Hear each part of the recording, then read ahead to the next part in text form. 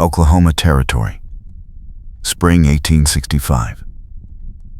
The war was over, but Rose Garrison had learned that peace could be just as dangerous as battle. She stepped down from the supply wagon outside the makeshift hospital tent, her nurse's apron still stained from the morning's work. Around her, wounded soldiers lay on cots, some healing, others barely holding on. The spring rains had turned the ground to thick mud, making every step a struggle. But Rose had survived 3 years of tending the dying. A little mud would not stop her now. She was 28 years old, with dark auburn hair pulled back in a practical bun and green eyes that had seen too much suffering. Her hands were steady from years of setting bones and stitching wounds. She was neither tall nor short, with a slender build that belied her strength. Today she wore a simple gray dress beneath her stained apron, sturdy boots, caked with Oklahoma mud. The head surgeon, Dr. Matthews, met her at the tent entrance. His face was grave. "Rose, we have a situation. Gabriel Daniels rode in an hour ago. Gunshot wound to the shoulder, fever setting in. He needs constant care, but we are overwhelmed here. The man refuses to stay." Rose knew the name. Everyone in the territory knew Gabriel Daniels. He owned one of the largest ranches in the area, carved from the wild land through sheer determination. He was also a widower, his wife having died 2 years prior in childbirth, along with their infant son. The grief had turned him into a hard man, distant and cold. "Where is he?" Rose asked. Dr. Matthews pointed to a corner cot where a man sat upright despite his obvious pain. Gabriel Daniels was in his mid-30s, tall and broad-shouldered with dark brown hair that fell slightly over his forehead. His jaw was covered in several days of stubble, and his gray-blue eyes held a stubborn determination. He wore a blood-soaked shirt, one hand pressed against his left shoulder. Even injured, he looked powerful, like a man who had built everything he owned with his bare hands. Rose approached him with calm authority. "Mr. Daniels, I am Rose Garrison. You need to lie down. I need to get back to my ranch," he said through gritted teeth. His voice was deep and rough. "Rode here to get the bullet out. Now it is out, I am leaving. With that fever, you will be dead before sundown," Rose said flatly. "Lie down, or I will have 3 soldiers hold you down. Your choice." Their eyes met, and something flickered in his gaze. Surprise, perhaps. Most people did not speak to Gabriel Daniels that way.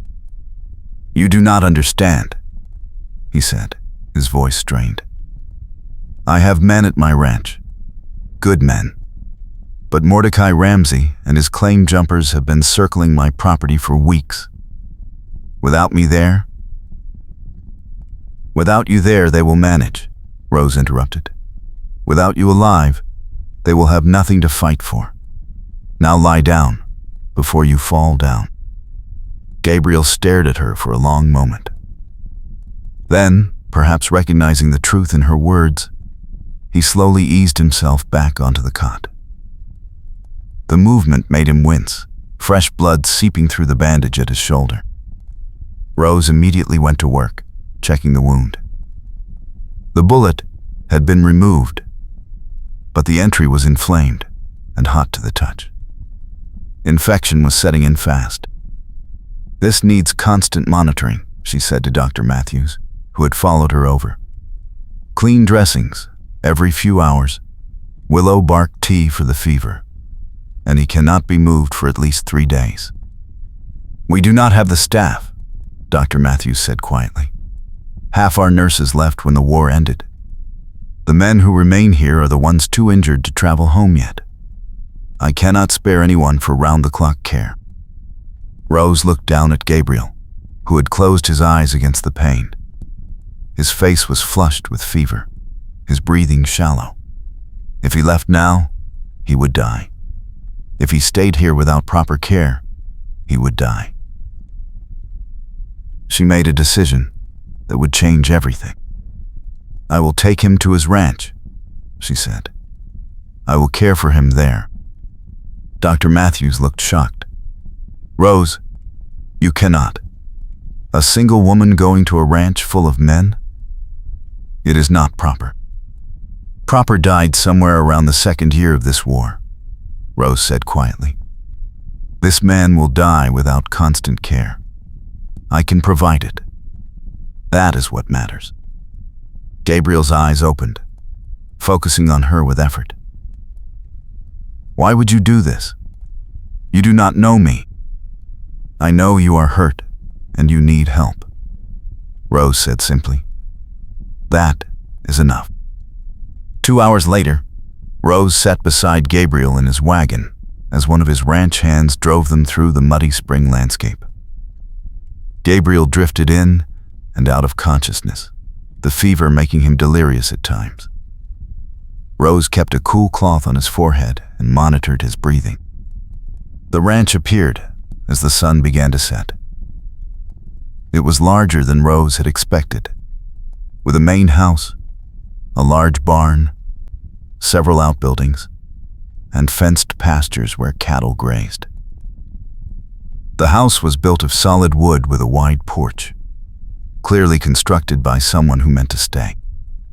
3 men rushed out as the wagon approached. They helped carry Gabriel inside to a bedroom on the ground floor.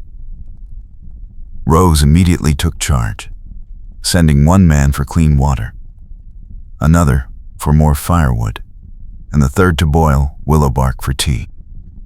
The bedroom was simple, but well made. A large bed dominated the space, with a fireplace on one wall and a window overlooking the pastures. Rose helped the men settle Gabriel onto the bed, then shooed them out so she could properly tend his wound. She worked through the night, changing dressings, forcing fever-reducing tea between his lips, keeping his body temperature down with cool cloths. Gabriel thrashed and muttered in his delirium, calling out names Rose did not recognize. Once, he cried out for Emma with such anguish that Rose felt her throat tighten. His wife, she realized. Even in fever, he mourned her. By dawn, the fever broke. Gabriel's eyes opened, clear for the first time in hours. He found Rose sitting in a chair beside the bed, her head tilted back in exhausted sleep. She had not left his side all night. He studied her in the early morning light. She was beautiful in an understated way, with delicate features and long lashes that brushed her cheeks as she slept. There was strength in the set of her jaw, competence in her careful hands even in rest.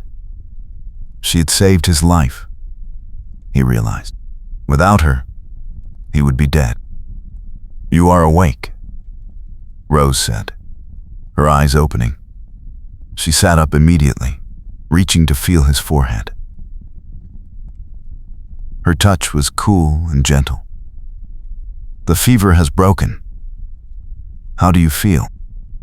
"Like I have been shot," Gabriel said, his voice hoarse. "Which I have. Thank you. You did not have to come here." "Yes, I did," Rose said simply.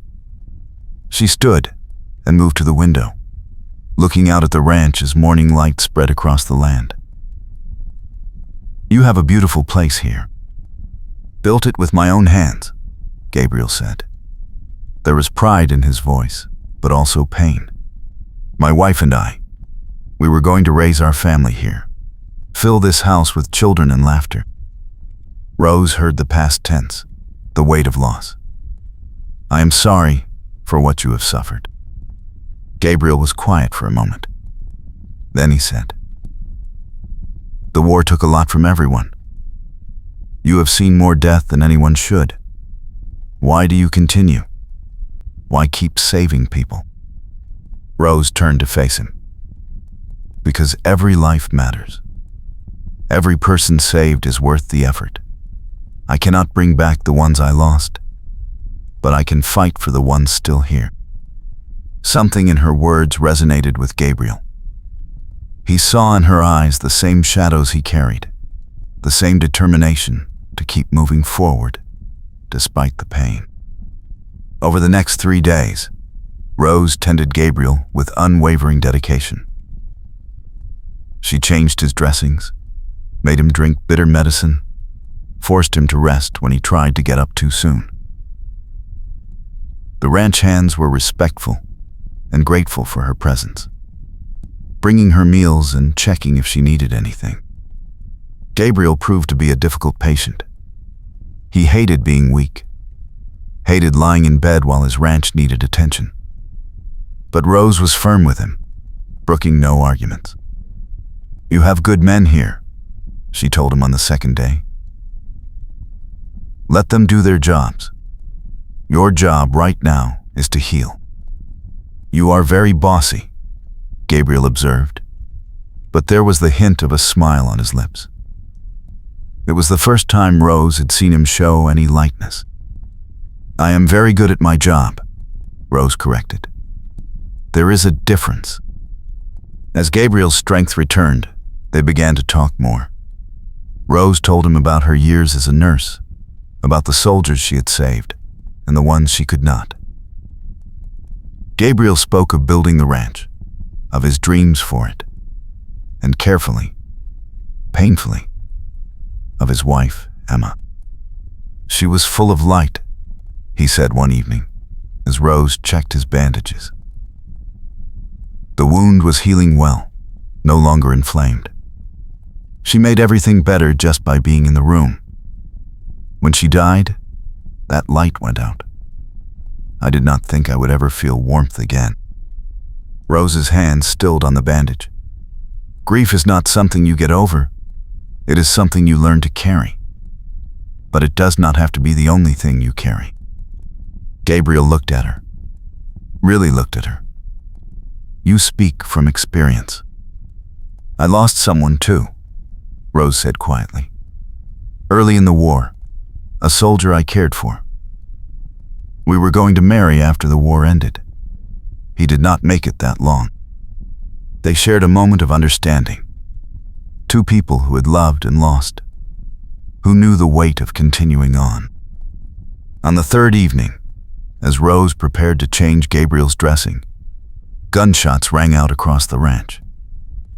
Gabriel immediately tried to sit up, cursing his weakness. "Stay down," Rose commanded, moving to the window.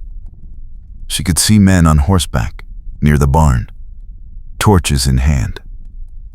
One of the ranch hands was running toward the house. The door burst open, and the hand, a young man named Tom, rushed in. "Mr. Daniels, it is Mordecai Ramsey and his men. They are demanding you come out and sign over the deed to the ranch. They say if you do not, they will burn everything." Gabriel's face went hard as stone. "Get me my shirt."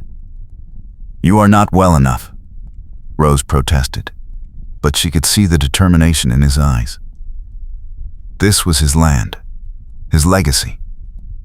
He would defend it, even if it killed him. "Then help me," Gabriel said, holding her gaze. "Please." Rose made a decision. She helped him into his shirt, supporting his weight as he stood. He was still weak, but the fever was gone, and the wound had closed. He could move, if carefully. They walked to the front porch together. Rose stayed close, ready to catch him if he faltered.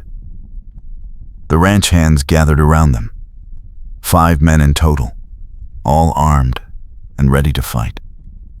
In the yard, Mordecai Ramsey sat on his horse, surrounded by 8 men. Mordecai was in his 40s, with cold eyes and a cruel mouth. He had been Gabriel's friend once, years ago, but jealousy had turned him bitter. He wanted what Gabriel had built, wanted it without doing the work to earn it. "Gabriel," Mordecai called out, his voice carrying across the distance. "You look poorly. Maybe you should sign over this ranch to someone who can actually run it. Someone like me. This ranch will be mine until I am dead," Gabriel called back. His voice was steady despite his weakness. "And I am not dead yet." "That can be arranged," Mordecai said, and his men raised their rifles. But so did Gabriel's men. The two groups faced each other in the fading light, tension thick as smoke. Rose stepped forward before anyone could fire. She moved to stand between Gabriel and Mordecai's men, her hands raised, but empty. "Stop this," she said clearly. "There has been enough killing. The war is over. Are we going to start a new one right here?" Mordecai laughed. "Little lady, this does not concern you. Step aside." "It concerns me because I am a nurse and I will not stand by while men die for greed," Rose said firmly. She looked directly at Mordecai's men. "You men, look at yourselves. You are following a man who wants to steal from a wounded neighbor. Is this who you are? Is this what you want to be known for?" Some of the men shifted uncomfortably. One lowered his rifle slightly. "Gabriel Daniels built this ranch with his own hands," Rose continued. "He has done nothing to you except work hard and prosper. And now, when he is injured and vulnerable, you come to take what he has earned. What does that make you?" There was a long silence. Then one of Mordecai's men, an older cowboy with graying hair, lowered his rifle completely. "She is right, Mordecai," the cowboy said. "This is not right. I am done." He turned his horse and rode away. Two others followed him. Mordecai's face flushed with anger. "You cowards! Fine! I do not need you." He looked at Gabriel with pure hatred. "This is not over, Daniels. Not by a long shot." He and his remaining men rode off into the gathering darkness. Gabriel's ranch hands cheered, but Gabriel himself swayed on his feet. Rose immediately caught him, supporting his weight. "Inside." "Now," she ordered. Back in the bedroom, Gabriel sat heavily on the bed. The confrontation had drained what little strength he had. Rose checked his wound, relieved to see it had not reopened. "That was foolish," she said, but her voice was gentle. "You could have died out there. I could not let him take this place without a fight," Gabriel said. He looked up at her. "But what you did, that was brave and smart. You saved lives tonight, mine included." "I just spoke the truth," Rose said. She finished checking the bandage and straightened. "You need rest now." Gabriel caught her hand as she turned to leave. His grip was warm and firm despite his weakness. "Rose, thank you for everything. For coming here. For caring for me. For standing with me tonight. I do not know how to repay you." Rose looked down at their joined hands. She should pull away. It was not proper. But something about his touch felt right. Felt safe. "Just get well," she said softly. "That is payment enough."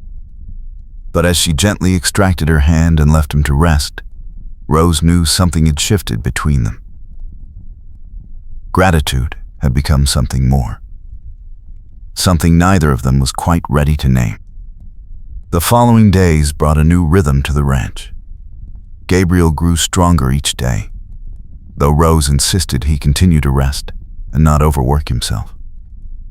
She had intended to return to the hospital once Gabriel was out of danger, but Dr. Matthews sent word that they were managing with reduced staff. Rose could stay at the ranch as long as needed. Gabriel's ranch hands had quickly adapted to Rose's presence. They treated her with respect and gratitude, aware that she had saved their boss's life.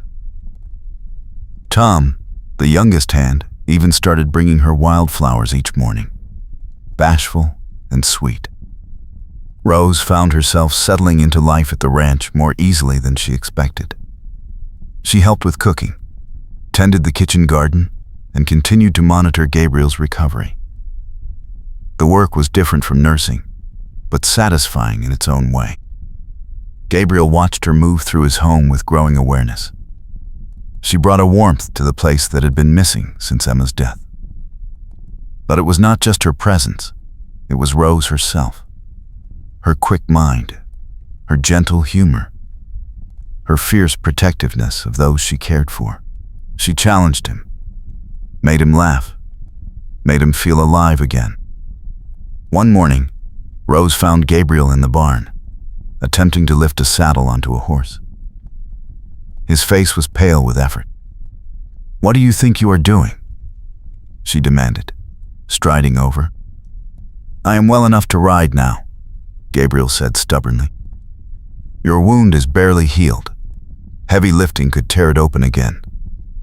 Rose took the saddle from him and set it aside with surprising strength for her small frame.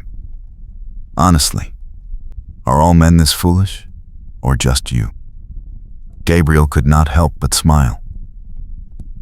"Just me, I think." "Lucky me," Rose said, but her eyes were warm. She softened her tone. "Gabriel, I know you are frustrated. You are used to working, to being active, but pushing too hard too soon will only set you back. Give yourself time." "I am running out of time," Gabriel said, his smile fading. "Mordecai will come back. He will not give up on taking this ranch. I need to be ready." "Then we will make you ready," Rose said firmly. "But we will do it the right way. Slow strengthening, careful movement. You will get your full strength back, I promise. Just trust me." Gabriel looked at her, this woman who had appeared in his life like an unexpected gift. "I do trust you. I do not know when that happened, but I do." Something flickered in Rose's eyes, something that matched the growing warmth in Gabriel's chest. But she turned away before he could name it. "Come back to the house," she said. "I will make you breakfast, and we can discuss your recovery plan." They walked back together, close but not touching, both aware of the other in ways that went beyond patient and nurse. Over the following weeks, Gabriel regained his strength under Rose's careful supervision. She created exercises for him, gradually increasing what he could do. Each morning they would walk the perimeter of the ranch together, Gabriel testing his endurance while Rose monitored for any signs of strain. These walks became the part of the day Gabriel looked forward to most. They would talk about everything and nothing, sharing stories from their pasts, debating various subjects, sometimes just walking in comfortable silence. One morning, as they paused to watch the sunrise paint the Oklahoma sky in shades of pink and gold, Gabriel said, "Tell me about him. The soldier you loved." Rose was quiet for a moment. His name was Thomas. He was kind and funny and believed in the cause. He made me feel safe in the middle of a war. When he died, I thought I would never feel that way again. "Do you still love him?" Gabriel asked, needing to know. "I will always love him," Rose said honestly. "But he is gone, and I have learned that the heart has room for more than one love if we let it. She glanced at Gabriel. Your wife, Emma, you will always love her too. That is not betrayal. That is honoring what she gave you. Gabriel nodded slowly. I have been so afraid that moving forward would mean forgetting her. It does not, Rose said gently. It just means you are still living. And I think Emma would want you to live fully, not just survive. Their eyes met, and in that moment, something unspoken passed between them. Permission, perhaps, to feel what they were beginning to feel. That afternoon, a rider arrived with news. Mordecai had been arrested. It turned out he had been wanted for crimes in Kansas, including theft and assault. The law had finally caught up with him. With their leader in custody, his remaining men had scattered. The threat was over. Gabriel's ranch hands celebrated that evening, relieved that the danger had passed. But Gabriel himself was quiet. Rose found him sitting on the porch steps after supper, looking out at his land. You should be celebrating, she said, sitting beside him. I am relieved, Gabriel admitted. But I am also aware that with Mordecai gone, there is no reason for you to stay. You will go back to the hospital. Rose's heart clenched. She had not let herself think about leaving. Somewhere in the past weeks, this ranch had started to feel like home. And Gabriel, this man who had been a stranger, had become essential to her happiness. I suppose I should, she said carefully. My work is there. But is your heart there? Gabriel asked, turning to face her. His gray-blue eyes were intense, vulnerable in a way she had never seen. Rose, these past weeks with you here, I have not felt this alive since Emma died. You brought light back into this house, into my life. And I know it is selfish, I know you have your own life, but I have to ask, could you ever consider staying? Not as a nurse, but as something more. Rose's breath caught. She had hoped, but had not dared to believe. Gabriel, I love you, Gabriel said, the words tumbling out as if he had been holding them back too long. I did not mean to. I did not think I could love again. But you made me believe in second chances.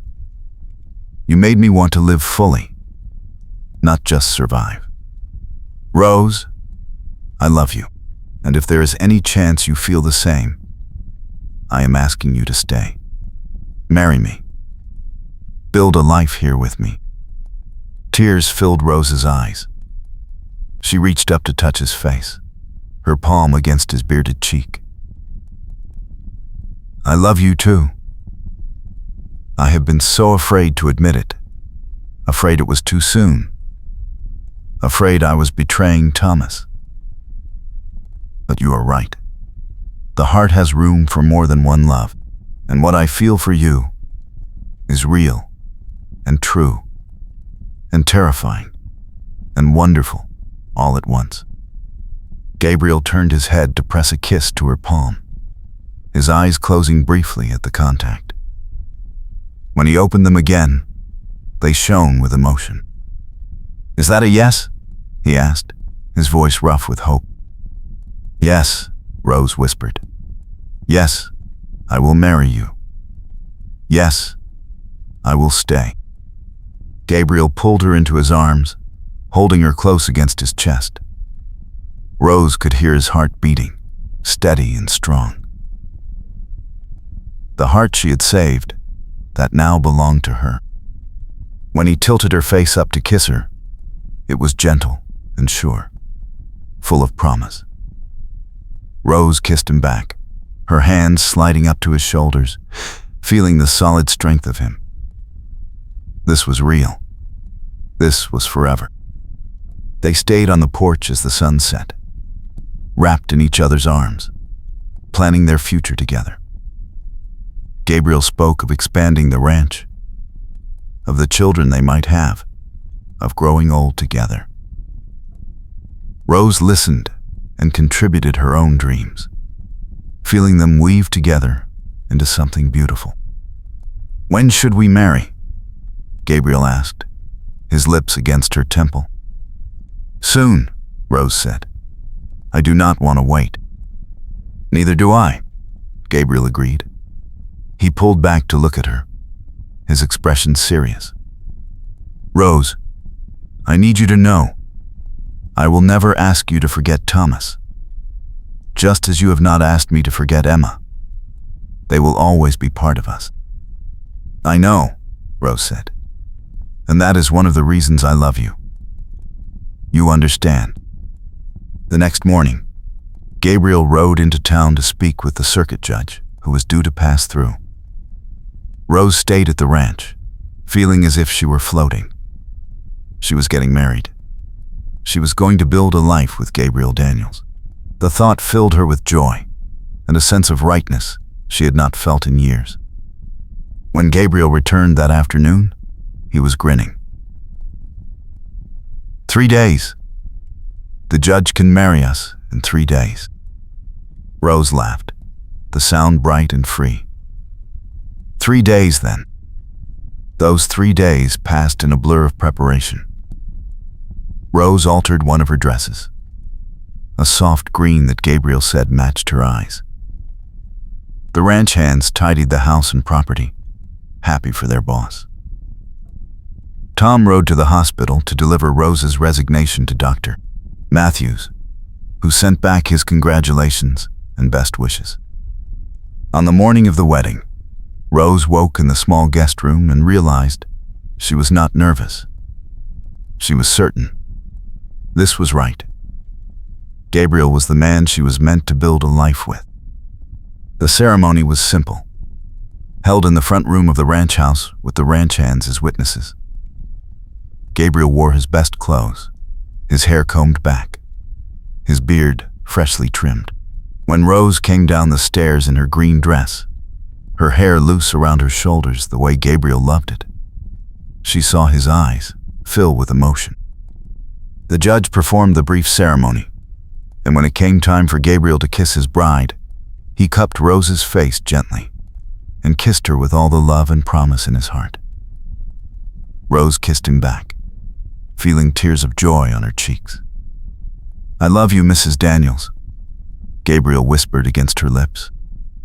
"I love you too, Mr. Daniels," Rose said, smiling through her tears. The ranch hands cheered, and there was a small celebration with food and music. But as the sun began to set, Gabriel took Rose's hand and led her outside. They walked to the fence line, the place where they had shared so many morning conversations. The Oklahoma sky was painted in shades of pink and orange, the spring air warm and sweet. "This is where I started to fall in love with you," Gabriel said, wrapping his arms around Rose from behind. "Right here, during our morning walks." Rose leaned back against him, feeling safe and cherished. "I fell for you in the bedroom, when you were delirious with fever and fighting to survive. I saw your strength and your heart, and I knew you were special." They stood together as the sun set over their ranch, their land, their future. Two people who had loved and lost, who had survived war and grief, who had found in each other a second chance at happiness. "Thank you for saving my life," Gabriel said softly. Rose turned in his arms to face him, her hands resting against his chest. "Thank you for giving me a reason to live mine."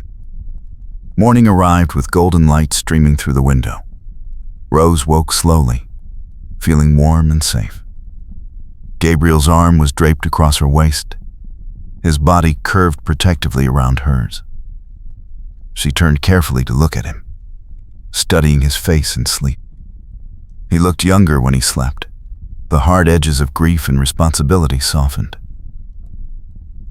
His dark hair was mussed, falling across his forehead. Rose resisted the urge to brush it back, not wanting to wake him yet. But as if sensing her gaze, Gabriel's eyes opened. When he saw her watching him, a slow smile spread across his face.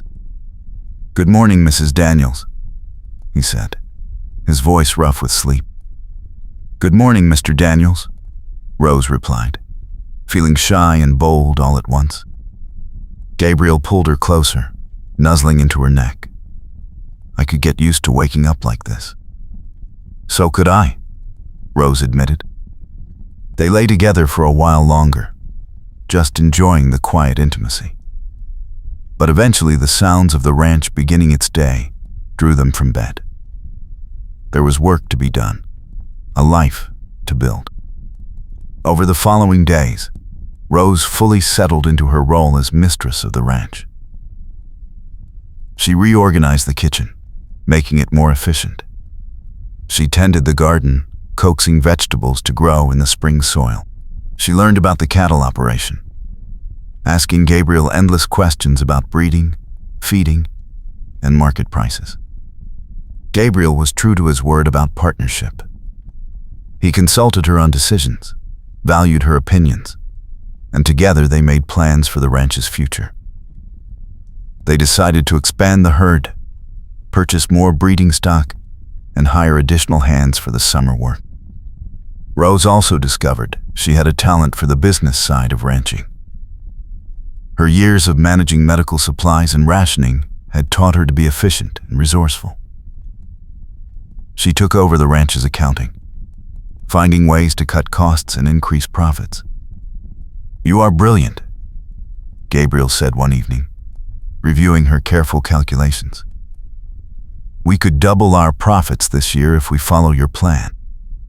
Rose flushed with pleasure at his praise. "I just apply common sense." "It is more than that," Gabriel insisted. He pulled her onto his lap, making her laugh. "You are smart and capable, and I am lucky to have you." "We are lucky to have each other," Rose corrected, kissing him. One afternoon, Rose was working in the garden when she heard horses approaching. She looked up to see a well-dressed couple in a fine buggy. The woman was blonde and elegant, wearing an expensive traveling dress. The man beside her was older, distinguished looking. Gabriel came out of the barn, his expression wary. But when he recognized the visitors, his face softened. "Robert." "Susan," he called. "This is unexpected." Rose wiped her hands on her apron and joined Gabriel as he greeted the visitors. Up close, she could see the woman had been crying recently, her eyes red-rimmed. "Gabriel, we came as soon as we heard," the woman Susan said. She looked at Rose with curiosity and caution. "We heard you got married. We wanted to meet your new wife." Gabriel's hand found Rose's, linking their fingers. "Rose, these are Emma's parents, Robert and Susan Crawford. They have been traveling abroad since Emma's death. Robert, Susan, this is my wife, Rose." Rose felt a surge of nervousness. Emma's parents. Would they resent her for taking their daughter's place? But Susan surprised her by reaching out to take Rose's free hand. "It is nice to meet you, Rose. Please, do not think we came here with anger. We are glad Gabriel has found happiness again." "Emma would want him to be happy," Robert added quietly. She loved him so much. She would not want him to spend his life alone and grieving. Rose felt tears prick her eyes at their generosity. "Thank you. That means more than you know. I promise you, I do not seek to replace Emma." I know how much Gabriel loved her, how much he still loves her. She will always be part of him. Susan smiled through her own tears. And that is exactly what Emma would want. Someone who understands, who does not ask him to forget. She squeezed Rose's hand. I think we will be friends, you and I. They invited the Crawfords inside, and Rose made coffee while Gabriel caught them up on the ranch's progress. Susan asked Rose about her nursing background, and they discovered a shared interest in healing and medicine. You must visit us sometime, Susan said as they prepared to leave. We have a home in St. Louis. Come for a week or two. We would love to get to know you better. We would like that, Gabriel said, looking at Rose for confirmation. She nodded, smiling. After the Crawfords left, Gabriel pulled Rose into his arms. Thank you for being so gracious with them. I know that could not have been easy. They love you, Rose said, simply. And they loved their daughter. How could I be anything but kind to them? Besides, Susan is lovely. I think we will be friends. Gabriel kissed her, deep and thorough. Have I mentioned lately that I love you? Not in the last hour, Rose teased. I was beginning to wonder. Then let me remedy that immediately, Gabriel said, sweeping her up into his arms. Rose laughed as he carried her toward the stairs, feeling light and joyful and completely in love. The weeks flowed into months, spring giving way to early summer. The ranch thrived under Gabriel and Rose's joint management. The cattle were healthy, the crops were growing, and the ranch hands worked with renewed energy, happy to see their boss content. Rose found joy in the daily rhythms of ranch life. She loved the early mornings when she and Gabriel would drink coffee on the porch, watching the sun paint the sky. She loved the evenings when they would review the day's work together, planning for tomorrow. She loved the nights when they would fall into bed exhausted and satisfied, wrapped in each other's arms.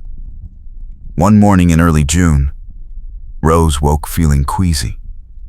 She barely made it to the chamber pot before losing the contents of her stomach. Gabriel woke immediately, coming to hold her hair back, his face concerned. Are you ill? He asked. Should I ride for the doctor? Rose rinsed her mouth and sat back, considering. Her monthly courses were late. Her breasts had been tender. And now this morning's sickness. No, she said slowly, a smile spreading across her face. No, I do not think I am ill. Gabriel, I think I am with child. Gabriel stared at her, his expression cycling through shock, disbelief, and finally pure joy. A baby? Rose, are you certain? I am fairly certain, Rose said. All the signs are there. I would estimate I am about 6 weeks along. Gabriel dropped to his knees beside her, his hands trembling as he placed them gently on her still flat stomach. A baby, he whispered, his eyes filled with tears. Rose, after Emma, I thought, I never imagined I would have another chance at this. Rose's own eyes filled with tears. She knew he was thinking of the son he had lost, the child who never drew breath. This is a new chance, she said softly. For both of us. A new beginning. Gabriel pulled her into his arms, holding her carefully as if she were made of glass. I love you so much. Thank you. Thank you for this gift. I love you too, Rose said, clinging to him. We are going to be parents. They sat on the floor of their bedroom, holding each other, marveling at the miracle of new life. A baby. Their baby. The future they were building together now included a child, a legacy of their love. Over the following weeks, Gabriel became almost comically protective. He did not want Rose lifting anything heavy, working too hard, or taking any risks. Rose found it endearing and frustrating in equal measure. "I am pregnant, not dying," she told him one afternoon when he tried to stop her from carrying a basket of laundry. "Women have been doing this for thousands of years. I will be fine." "I know," Gabriel said, looking sheepish. I cannot help worrying. After what happened with Emma." Rose set down the basket and took his hands. "I know you are afraid.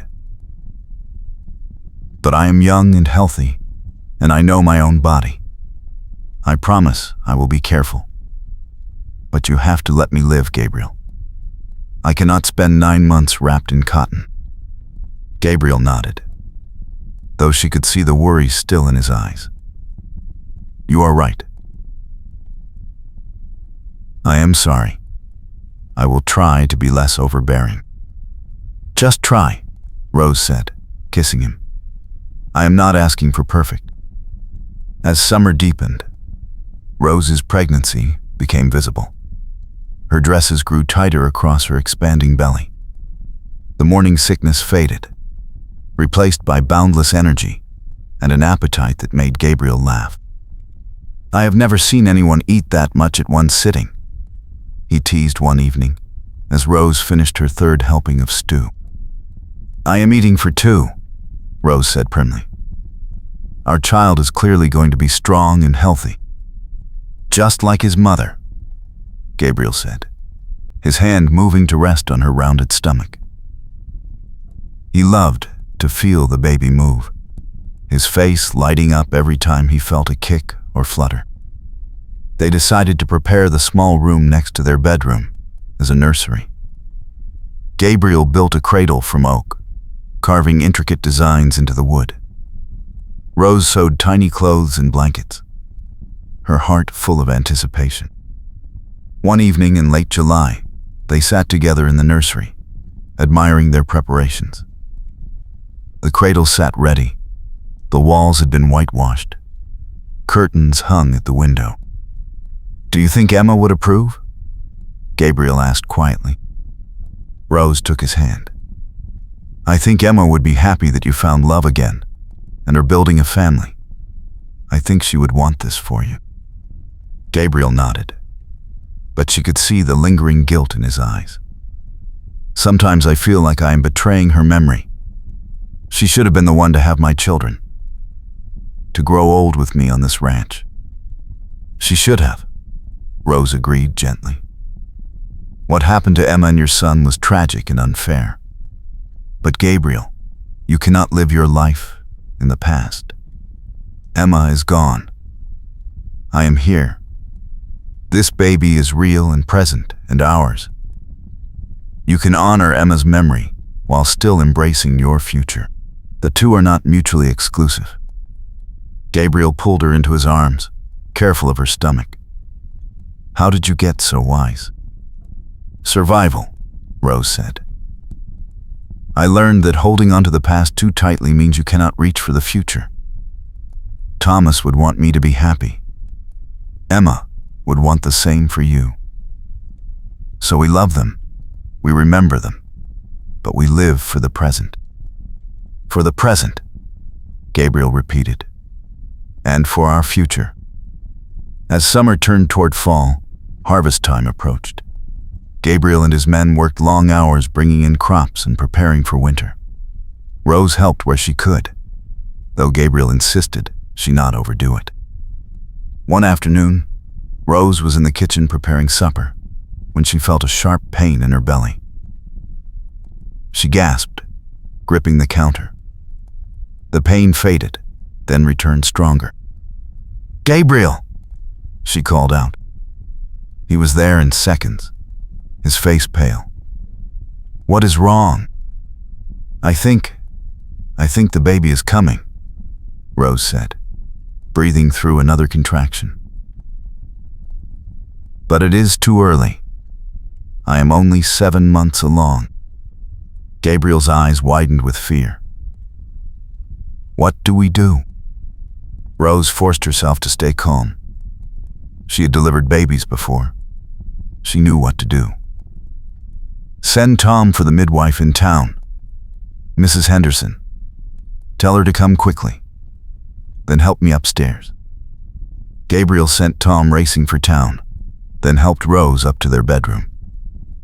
He stayed with her, holding her hand through each contraction, his face tight with worry. "It will be fine," Rose said, though she was not entirely certain. 7-month babies were fragile. But they could survive. They had to survive. Mrs. Henderson arrived within the hour, a capable older woman who took charge immediately. She examined Rose and nodded. "The baby is coming, whether we like it or not," she said. "But you are strong, Rose, and 7-month babies can thrive if they fight. This little one will have to be a fighter." The labor was long and difficult.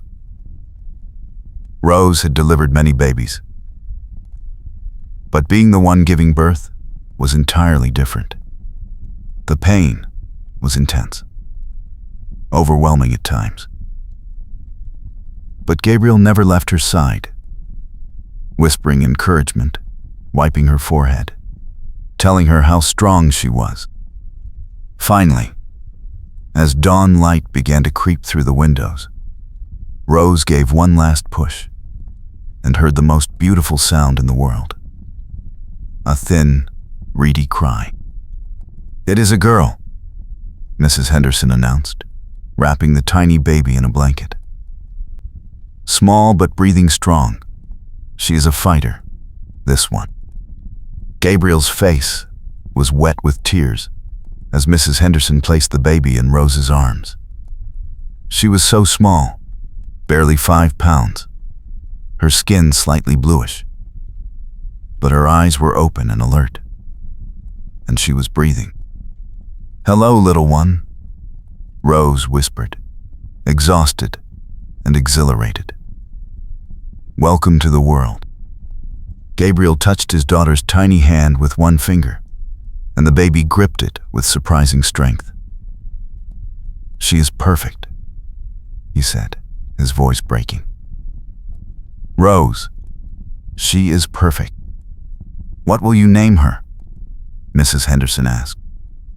Rose and Gabriel looked at each other. They had discussed names, but had not decided. Now, looking at their daughter, Rose knew. "Hope," she said. "Her name is Hope, because that is what she represents. Hope for the future, hope for healing, hope for new beginnings." "Hope Emma Daniels," Gabriel added softly, honoring both his past and present. Rose smiled through her tears. "Hope Emma Daniels. It is perfect." Mrs. Henderson stayed for 3 days, teaching Rose how to care for such a small baby. Hope needed to be fed every 2 hours, kept warm, monitored constantly. But she was strong, as Mrs. Henderson had predicted. Each day she grew a little stronger, her cry a little louder, her grip a little firmer. Gabriel was utterly smitten with his daughter. He would sit for hours just watching her sleep, marveling at her tiny perfection.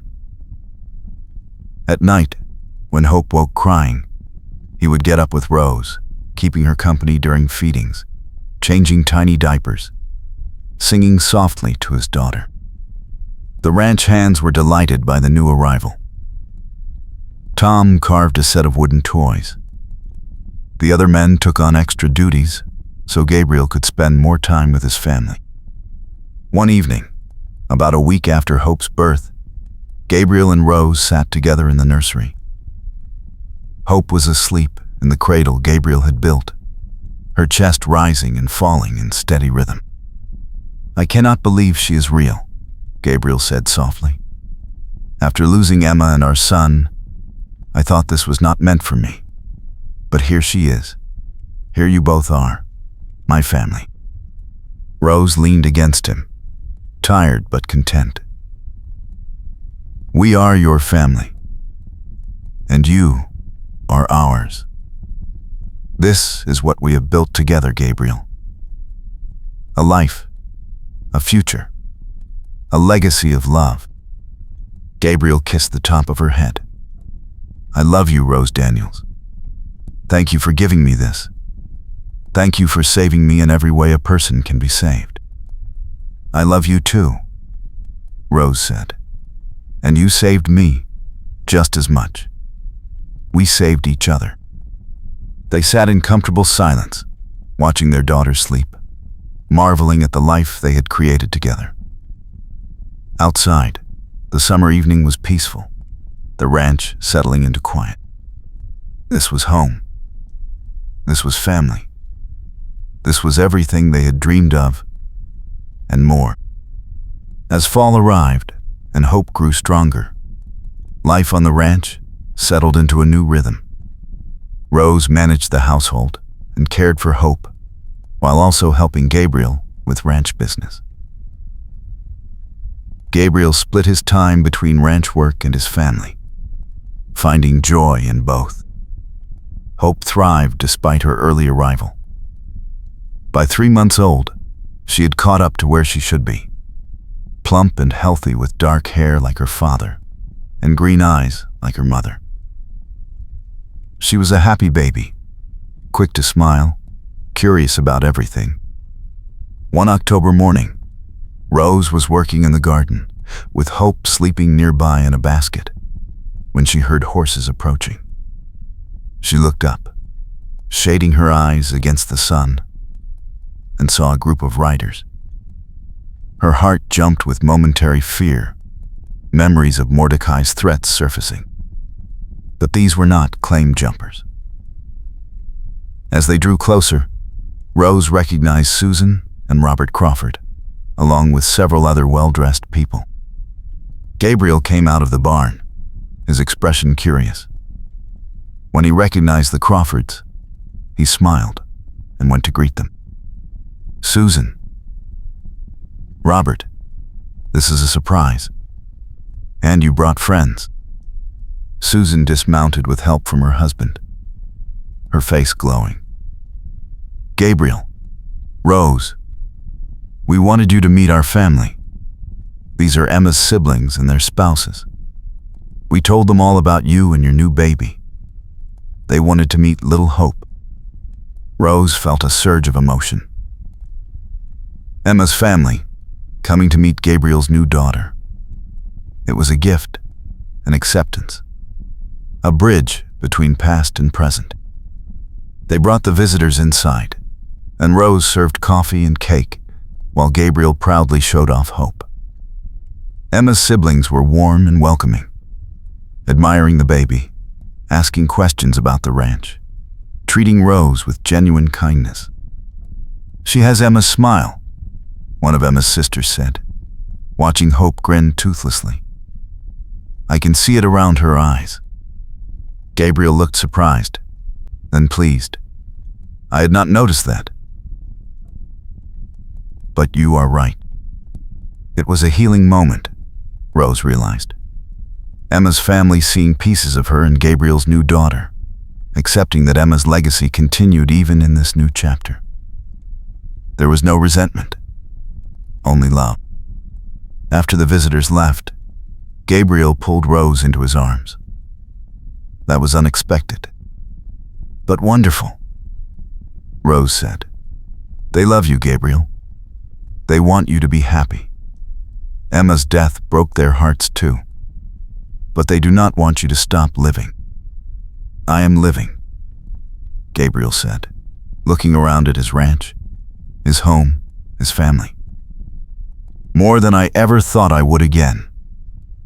And it is all because of you." That night, after Hope was asleep in her cradle, Gabriel and Rose lay in bed talking about the future. "I want more children," Gabriel admitted. "If you are willing, I want this house full of life and laughter." Rose smiled in the darkness. "So do I. I want Hope to have brothers and sisters. I want to fill this home with love." "Then that is what we will do," Gabriel said, pulling her close. "We will build a family. We will grow old together on this ranch. We will watch our children grow and have children of their own. We will build something that lasts." "We already have," Rose said softly. "We built it the day we chose to trust each other. Everything else is just details." Gabriel kissed her, slow and deep, and Rose felt the familiar warmth spread through her. This was love. This was partnership. This was everything she had never dared to hope for after losing Thomas. The months continued to pass, each one bringing new joys and challenges. Hope grew and changed, learning to sit up, then crawl, her personality emerging bright and curious. The ranch prospered, Gabriel's hard work and Rose's business sense combining to make them successful. One spring evening, a year after Hope's birth, Gabriel and Rose sat on the porch watching the sunset. Hope played at their feet with wooden blocks, babbling happily to herself. "Do you remember the day we met?" Gabriel asked. "You walked into that hospital tent like you owned the place and told me to lie down, or you would have me held down." Rose laughed. "You were the most stubborn patient I ever had. And you were the bossiest nurse," Gabriel countered, but his eyes were warm. "I thought you were going to be a nightmare. Instead, you became my everything." Rose reached over to take his hand. "I thought you were going to be difficult and ungrateful. Instead, you became the love of my life." "I was difficult and ungrateful," Gabriel admitted. "But you were patient with me. You were worth the patience," Rose said simply. They sat in comfortable silence, watching the Oklahoma sky paint itself in shades of orange and pink. Hope grabbed Rose's skirt, pulling herself up to stand on wobbling legs. Gabriel immediately moved to support her, his face bright with pride. "Look at our girl," he said. "Soon she will be running all over this ranch, causing trouble everywhere she goes," Rose added fondly. "Just like her mother," Gabriel teased. Rose swatted his arm playfully, but she was smiling. This was happiness. This moment, this family, this life they had built together. It was more than she had ever dreamed possible. As the sun set and the first stars appeared, Gabriel stood and helped Rose to her feet. He picked up Hope, who immediately grabbed his beard and tugged, making them both laugh. "Come on," he said. "Let us go inside. I will start supper while you feed Hope." "Partnership," Rose said approvingly. "Always," Gabriel agreed. They walked into their home together, a family united by love and trust and hard-won happiness.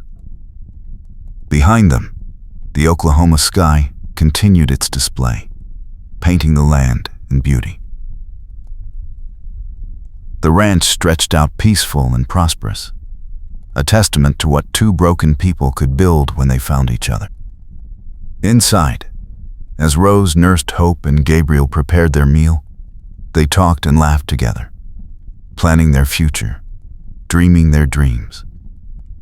This was what mattered. Not the past with its pain and loss, though they honored it. Not the uncertain future with its unknown challenges, though they would face them together. This moment, this love, this family, this was everything. And as night fell over the Daniels ranch, peace settled. like a blessing. Two people who had survived war and grief, who had found each other when they least expected it, who had built a life and a love that would endure. They had taken their broken pieces and created something beautiful. They had turned their second chances into a legacy. They had found their way home. The following morning, Rose woke early to Hope's babbling from the nursery. She slipped from bed carefully, not wanting to wake Gabriel, who had been up late checking on a sick calf. But as she moved toward the door, his hand caught hers. "Where are you going?" he asked sleepily. "Hope is awake. I need to feed her." "I will come with you," Gabriel said, sitting up. "I like our morning routine." They went together to the nursery, where Hope stood in her cradle, bouncing excitedly when she saw her parents. Gabriel lifted her out, while Rose settled into the rocking chair to nurse. Gabriel sat on the floor beside them, playing with Hope's toes, making her giggle between nursing. "I have been thinking," Gabriel said after a while. "We should throw a celebration. A harvest party in the fall. Invite all our neighbors. Show our gratitude for the good year we have had." Rose looked at him thoughtfully. "That is a wonderful idea. We could make it an annual tradition. Build connections with the community." "Exactly," Gabriel said. "I have been so focused on the ranch for so long, keeping to myself. But we are part of a larger community. It is time to be part of it." Over the summer, they made plans for the harvest celebration. Rose coordinated with neighboring wives, organizing food and decorations. Gabriel and his men prepared the barn and yard. Word spread through the territory, and people looked forward to the event. The day of the celebration arrived in late September. The weather was perfect, crisp and clear, with brilliant blue skies. Neighbors began arriving in the early afternoon, bringing dishes and good cheer. Children ran through the yard playing games, while adults talked and laughed. Rose moved through the crowd, making sure everyone had food and drink, introducing people who did not know each other. She wore a new dress she had made, deep green that brought out her eyes, and her hair was arranged in soft curls. Several women complimented her, and Rose felt a warm sense of belonging. Gabriel stood near the barn talking with other ranchers, but his eyes frequently found Rose across the yard. She looked so happy, so alive, moving gracefully through their guests. Hope was being passed from neighbor to neighbor, charming everyone with her ready smiles. As evening fell, someone brought out a fiddle, and the dancing began. Gabriel found Rose and pulled her into his arms for a waltz. "Are you having a good time?" he asked as they moved together. "The best time," Rose said, smiling up at him. "This was a wonderful idea, Gabriel. Look at everyone. They are happy. We are building something here, not just a ranch, but a community." "We are," Gabriel agreed. He twirled her, making her laugh. "I could not have done any of this without you, Rose. You made me believe in the future again." "We did it together," Rose corrected. "That is what makes it special."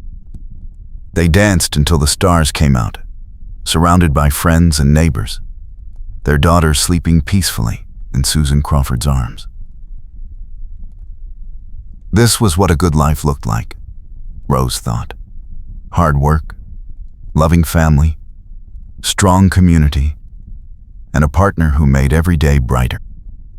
As the last guests departed and the ranch hands cleaned up, Gabriel and Rose sat on the porch steps with Hope between them, now awake and playing with Gabriel's pocket watch. "Today was perfect," Rose said, leaning against Gabriel's shoulder.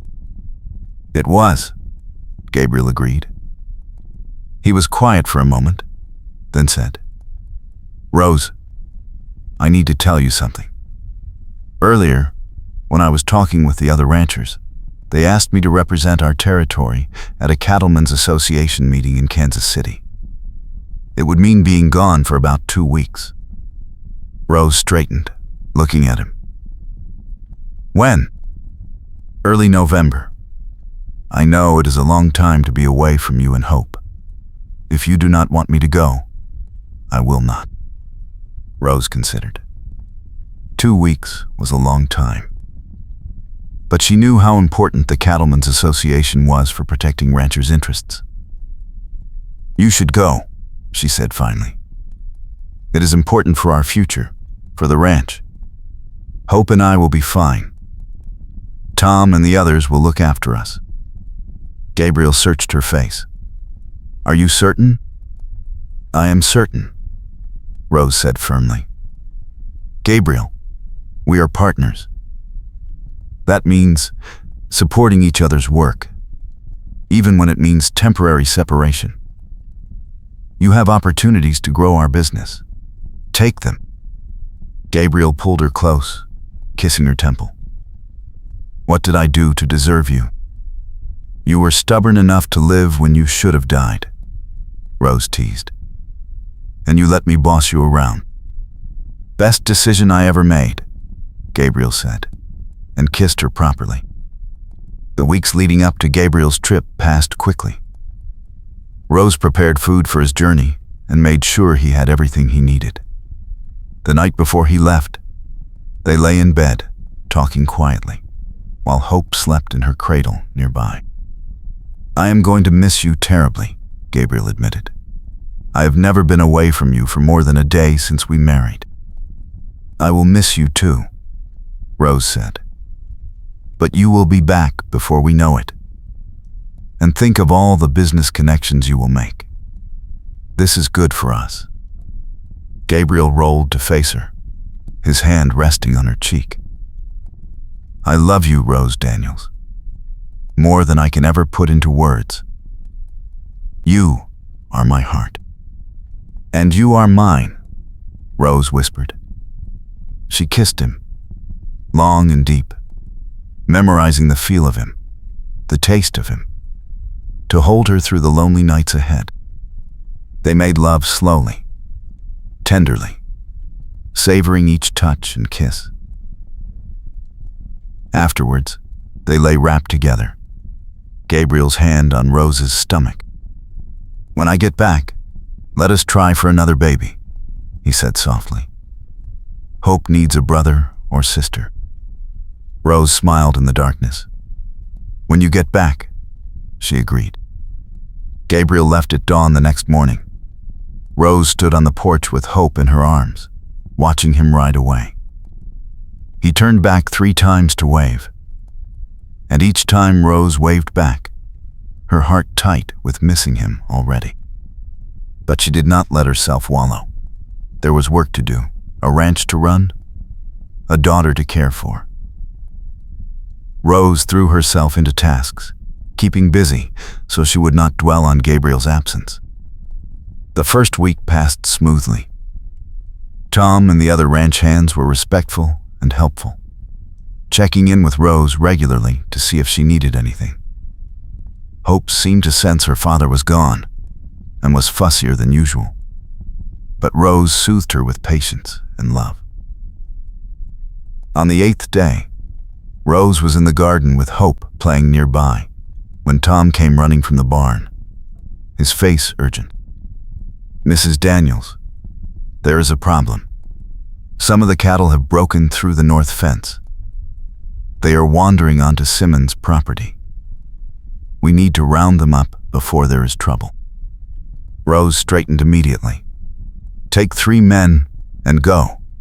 Repair the fence while you are there. I will watch things here. Tom hesitated. Are you sure you will be all right alone? We would be gone several hours. I have a rifle, and I know how to use it, Rose said firmly. Go. The cattle are more important right now. Tom nodded and raced off. Soon Rose watched 4 riders head north toward the break in the fence.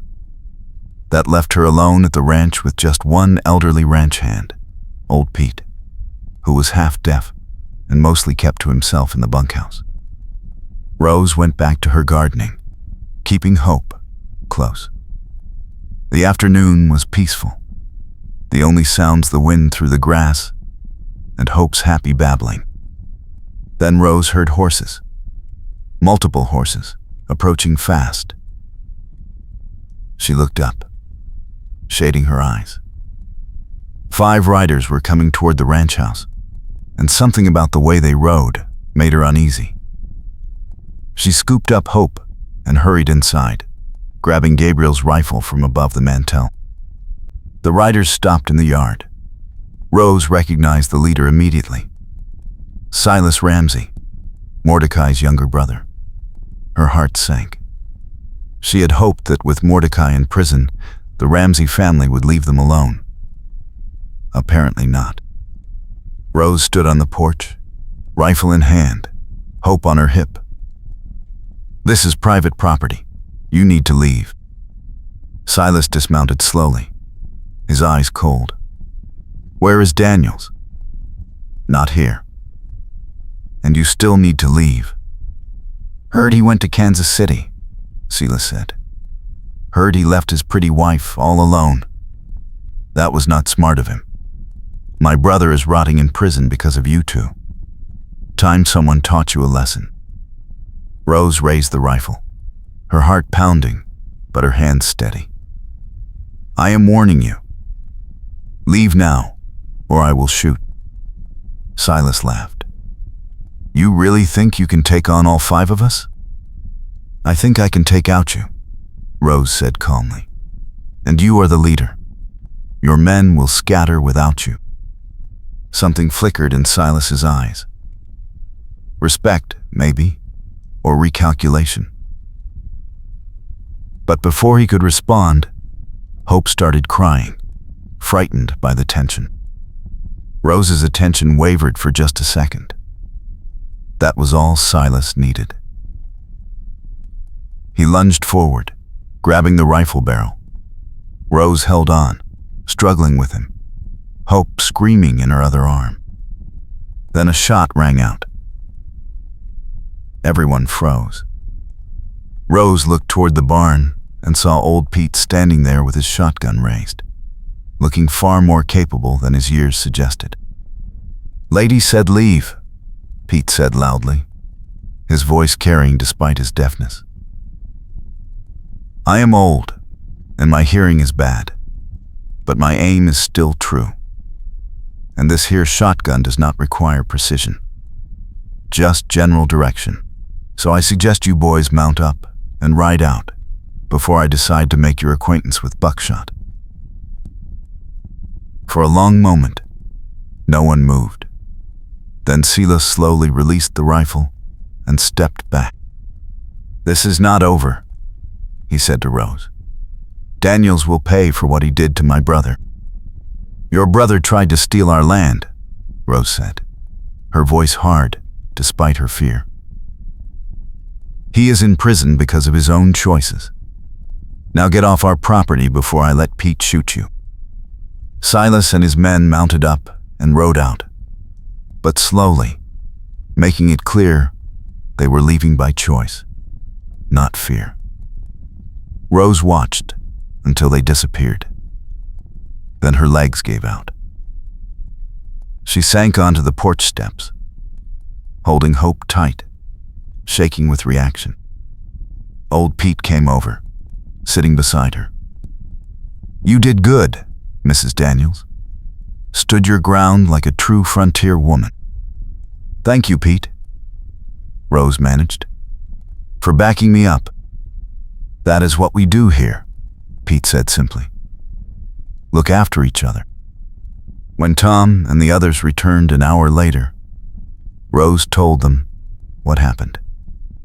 Tom immediately wanted to ride after the Ramsey gang, but Rose stopped him. "No. That would just escalate things.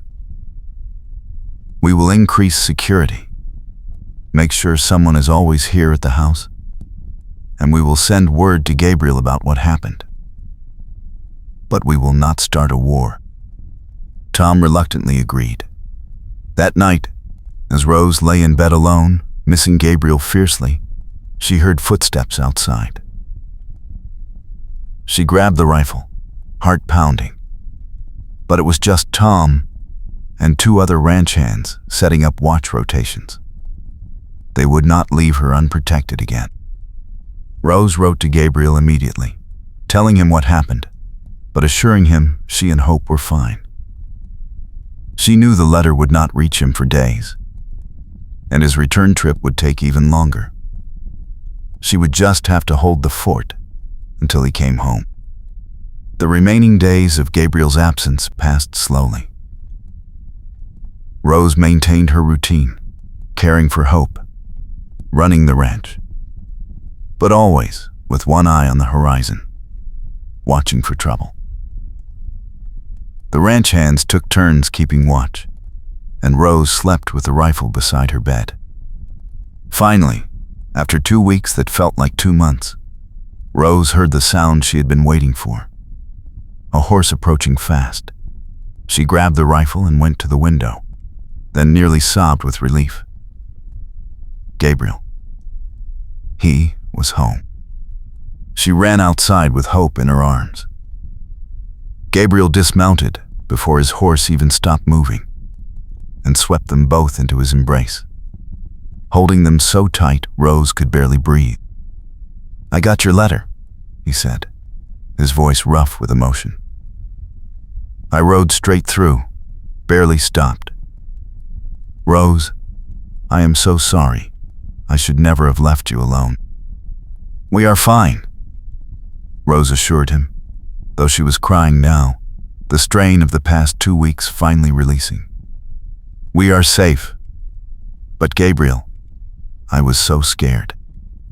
I know. Gabriel pulled back to look at them, his hands running over Rose and Hope as if checking for injuries. "I am here now. I will not let anything happen to you. Either of you."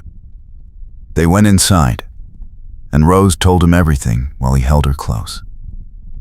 Hope, oblivious to the tension, played happily at their feet, delighted to have her father back. "Tomorrow I am riding into town to file a complaint with the sheriff," Gabriel said. "Silas Ramsey will not get away with threatening my family." "Do you think that will help?" Rose asked. "His brother is already in prison. The family clearly wants revenge." Gabriel's jaw tightened. "Then I will make it clear that any further threats will be met with force. I will protect what is mine, Rose.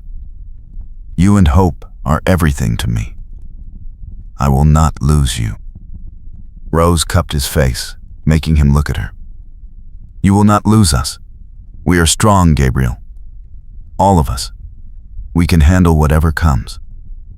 "Together," Gabriel said. "Together," Rose agreed. That night, Gabriel refused to let Rose out of his sight. They put Hope to bed together. Then Gabriel pulled Rose into their bedroom and made love to her with desperate intensity, as if reassuring himself she was real and safe.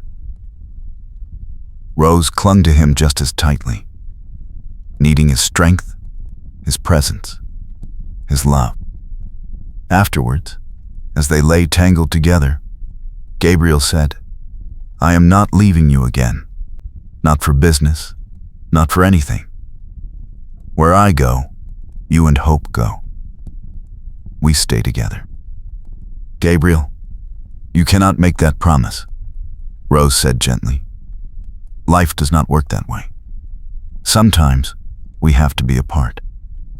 Then we improve security. We hire more hands.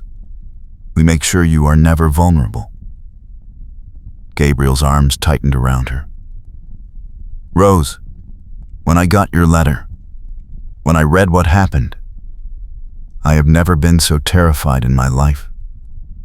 Not even during the war. The thought of losing you, of those men hurting you and Hope. It nearly destroyed me. But we are fine, Rose said softly.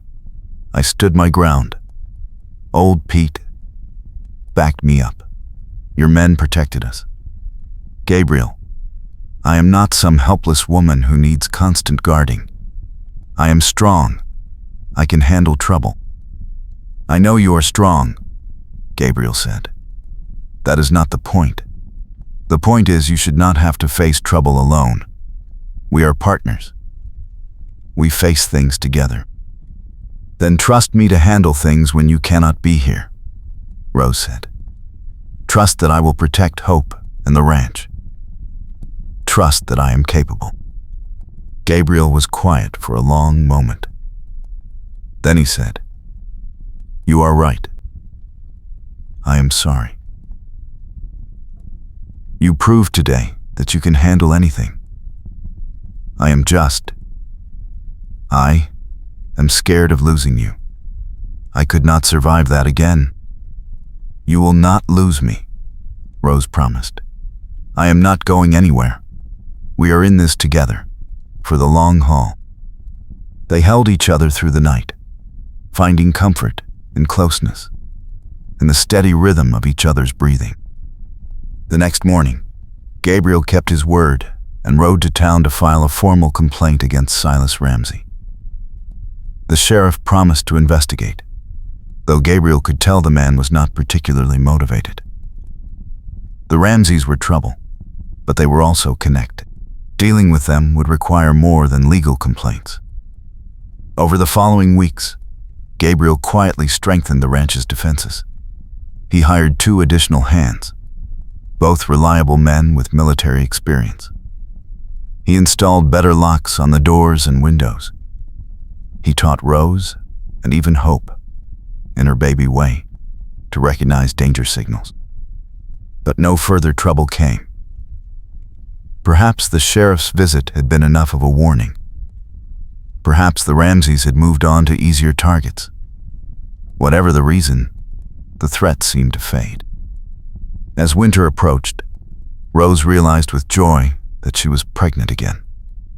She told Gabriel one snowy evening in December, as they sat by the fire. Hope, asleep in her cradle. Really? Gabriel's face lit up like dawn. Rose, are you certain? I am certain, Rose said, smiling. I would guess I am about 8 weeks along. The baby should arrive in early summer. Gabriel pulled her into his lap, his hands gentle on her still flat stomach. Another baby. Hope will have a brother or a sister. Our family is growing, Rose said contentedly. She leaned back against Gabriel's chest, watching the fire dance. This is everything I wanted, Gabriel. A home, a family, a partner who loves me. I am so happy. So am I, Gabriel said, his arms wrapped around her and their unborn child. So am I. They sat together as snow fell softly outside, warm and safe in their home, their daughter sleeping peacefully nearby, another child growing in Rose's womb. This was the future they were building together. This was the life they had fought for. And it was worth every struggle, every fear, every tear. Because at the end of the day, they had each other. And that was everything. The winter passed peacefully. Rose's pregnancy progressed normally, and she felt strong and healthy. Gabriel continued to be overprotective, but Rose had learned to accept it as his way of showing love.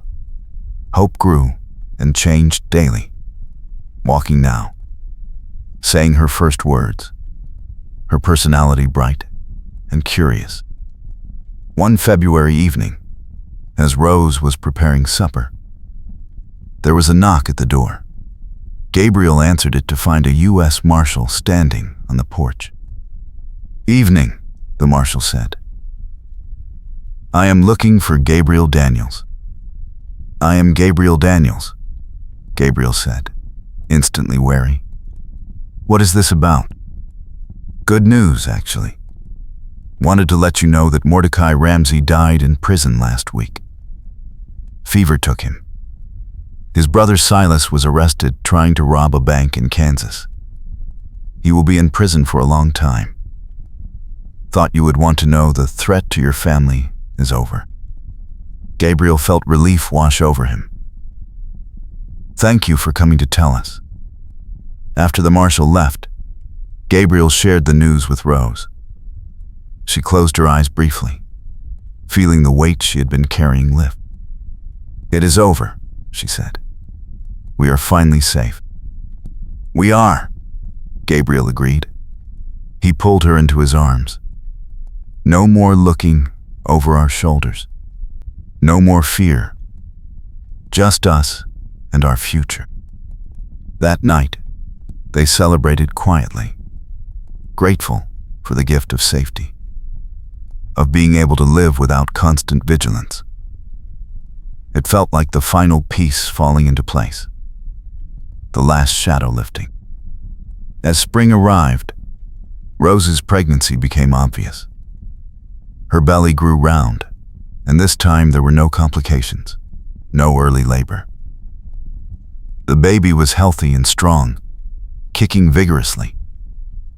Hope would pat Rose's stomach and say, "Baby," making them both laugh. In early June, Rose went into labor. This time it was faster and easier than with Hope. By evening, she gave birth to a healthy, robust boy with dark hair and gray-blue eyes like his father. "A son," Gabriel said, his voice thick with emotion as he held the baby. "Rose, we have a son. What should we name him?" Rose asked, exhausted, but happy. Gabriel looked at the baby thoughtfully. "Thomas. Thomas Gabriel Daniels, for the man you loved, and to honor his memory." Rose felt tears fill her eyes. "You would do that? Name our son after Thomas? He was part of your life, part of what made you who you are," Gabriel said simply. "It feels right to honor him." Rose reached up to touch Gabriel's face. "I love you so much. Thank you." They had their son baptized Thomas Gabriel Daniels in a small ceremony at the ranch. Susan and Robert Crawford came, along with neighbors and friends. Hope, now 2 years old, was fascinated by her baby brother, wanting to touch him constantly. "Gentle Hope," Rose would remind her, and Hope would carefully pat Thomas's head, saying, "Baby, gentle." As summer turned toward fall, their lives settled into a new rhythm with 2 children. Rose managed the household and cared for the babies while still helping Gabriel with ranch business. Gabriel split his time between ranch work and his family, finding joy in watching his children grow. One September evening, after both children were asleep, Gabriel and Rose sat on the porch watching the sunset. Gabriel had his arm around Rose's shoulders, and she leaned against him contentedly. "Do you remember that first night I came here?" Rose asked. "You were delirious with fever, fighting for your life." "I remember thinking you were an angel," Gabriel admitted. "So calm and capable, refusing to let me die." "You were determined to be difficult," Rose said with a smile. "And you were determined to save me," Gabriel replied. "You did save me, Rose. In every possible way, you gave me back my life." Rose looked up at him. "You saved me too.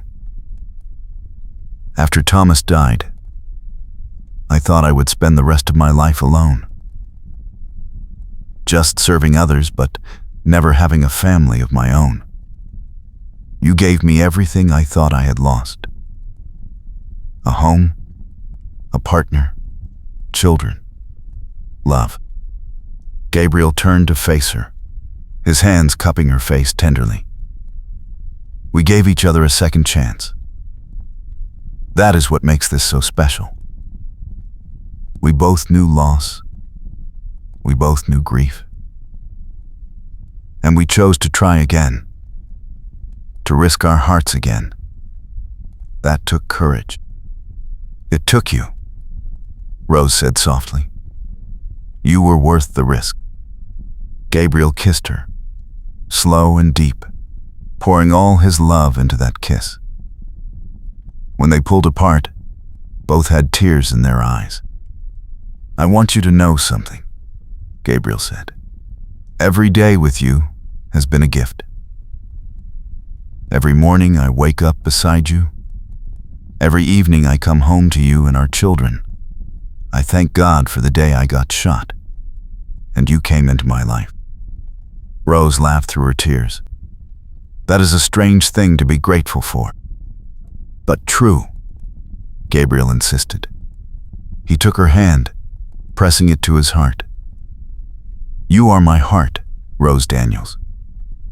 You and Hope and Thomas. You are everything that matters.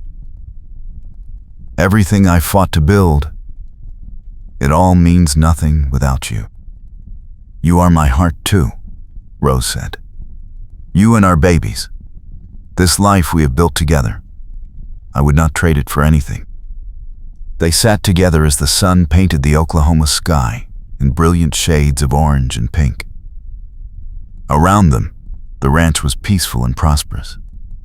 Inside the house, their children slept safely. The threat that had haunted them was gone. They were free to live fully, to love deeply, to build their future without fear. Gabriel pulled Rose closer, and she settled against him with a contented sigh. This was home. This was family. This was love that had survived loss and hardship and had emerged stronger for it. Tell me what you see when you look at the future, Gabriel said quietly. Rose smiled, her hand resting on his chest where she could feel his heartbeat. I see Hope and Thomas growing up strong and happy. I see more children, maybe. I see us growing old together on this porch, watching our grandchildren play in that yard. I see a life full of love and work and purpose. I see us, together, for all our days. That is what I see too, Gabriel said. His voice was rough with emotion. That is everything I want. They stayed on the porch as the stars began to appear, wrapped in each other's arms, grateful beyond words for the gift of second chances, for the courage to love again, for the life they had built together from the ashes of loss. Inside, Hope stirred in her bed, calling out softly. Rose started to rise, but Gabriel stopped her. I will go, he said. You rest. Rose watched him walk inside, this man who had become everything to her. Through the window, she could see him lift Hope into his arms, soothing her back to sleep with gentle words. Then he checked on Thomas, tucking the blanket more securely around their son. When Gabriel returned to the porch, he held out his hand to Rose. Come to bed with me. Tomorrow is another day of building our future. Tonight, let us just be together. Rose took his hand and let him pull her to her feet. They walked inside together, checking the locks, banking the fire, making sure their home was safe and secure. Then they climbed the stairs to their bedroom, to the bed they shared, to the life they had chosen together. As they lay wrapped in each other's arms, Rose thought about how far they had both come. From loss and grief to hope and healing. From loneliness to partnership. From survival to truly living. I love you, Gabriel Daniels, she whispered into the darkness. Today, tomorrow, and every day after that. I love you, Rose Daniels, Gabriel replied, his arms tightening around her. For all the days we are given, you are my everything. They fell asleep together, as they had every night since they married, safe in each other's arms, their children sleeping peacefully nearby, their ranch thriving around them. Two people who had been broken by loss, who had found each other when they least expected it, who had built a love and a life worth living. The Oklahoma night settled soft and peaceful over the Daniels ranch. The stars shone bright overhead. The prairie wind whispered through the grass, and inside their home, a family slept, bound together by love that had conquered loss, by courage that had embraced second chances, by a future built on hope and partnership and enduring devotion. They had found their way home, and it was everything they had ever needed.